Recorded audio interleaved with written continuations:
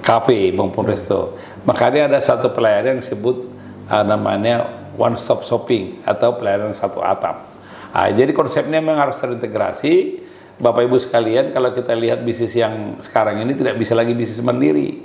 Makanya UMKM kita kenapa tidak bertumbuh berkembang? Karena mungkin dia hanya fokus dengan satu bisnis yang tidak didukung oleh bisnis lain di sekelilingnya.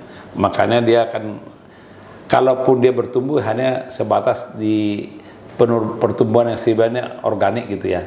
Organik itu ya sesuai dengan kebutuhan dan kondisinya. Di istilah manajemen kan selalu ada ucapan jangan taruh telur di satu tempat. Ya. Apa maknanya itu, Pak? Don't put your investment in one basket, maksudnya kan jangan taruh investasi atau bisnis ada dalam satu keranjang kan gitu ya. Ya itu maksudnya itu berbagi risiko. Bisnis itu semua penuh risiko.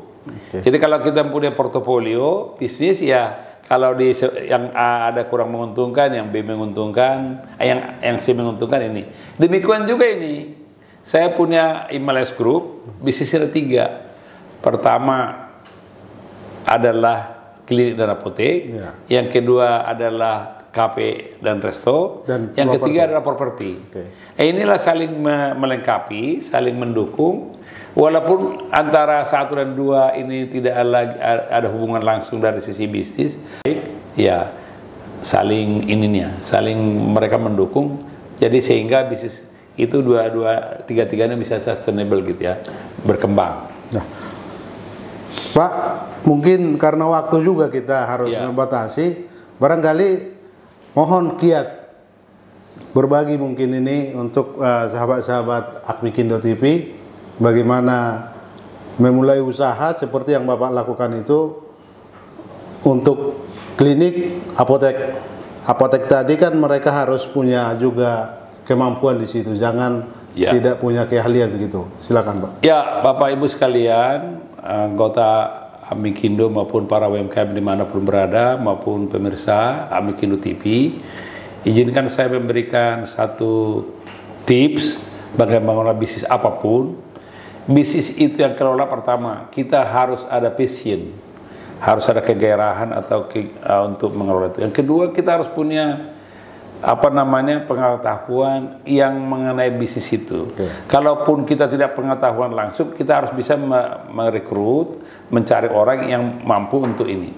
Sebagai contoh, saya mempunyai usaha kafe and resto.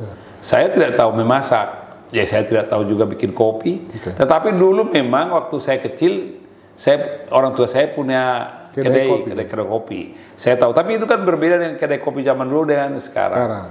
Tapi bagaimana caranya? Ya saya mendesain bisnis modelnya, bagaimana memulai suatu bisnis itu. Yang perlu adalah lokasinya harus bagus. Lokasinya itu harus kita tahu siapa marketnya.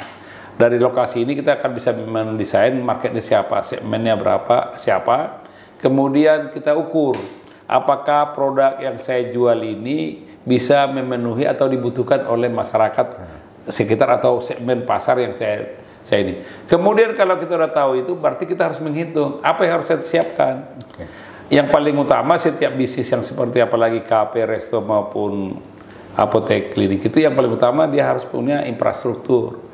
Ya harus punya ruangan, gedung, kalau di resto harus ada tempat untuk pelayanan, harus ada untuk processingnya, dapurnya, barnya, ini. Kemudian udah ada ini, perlu ada peralatan untuk pendukung. Kalau di resto perlu ada kitchennya, kalau di bar harus ada baristanya, mesin kopi. Kalau di klinik ya harus kita punya rak-raknya, punya timbangan, punya persyaratan-persyaratan dari sudut kesehatan. Demikian juga apotek. Apotek itu juga penuh dengan regulasi. Klinik itu perlu ada regulasi dari sudut kesehatan. Karena sebelum kita diberikan izin, disurvei dulu, dilihat dulu, diakses dulu.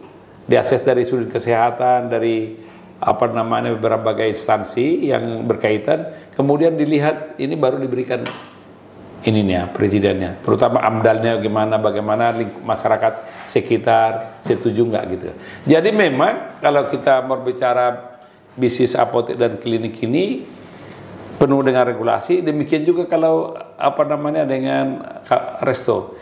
Jadi yang paling utama saudara-saudara sekalian, lakukanlah bisnis itu, persiapkanlah diri Anda, jangan asal bentuk bisnis tapi belum tahu siapa marketnya, bagaimana mengelolanya, terus SDM-nya dari mana. Mungkin kalau saudara mempunyai keahlian khusus, bisa dirangkap SDM dengan manajemennya. Kalau saya kebetulan, karena saya membuat sistem, makanya SDM-nya saya rekrut, dokternya direkrut, tenaga medisnya direkrut, apotekernya direkrut, asisten apotekernya direkrut, pelayanannya OB-nya direkrut, security-nya direkrut. Tapi kita desain dengan baik, sehingga bisa mengeluarkan produk yang baik, sistem yang bagus, servis yang bagus, maka klinik medikasi mendapatkan akreditasi paripurna. Saya jadi ingin menambahkan satu pertanyaan, Pak.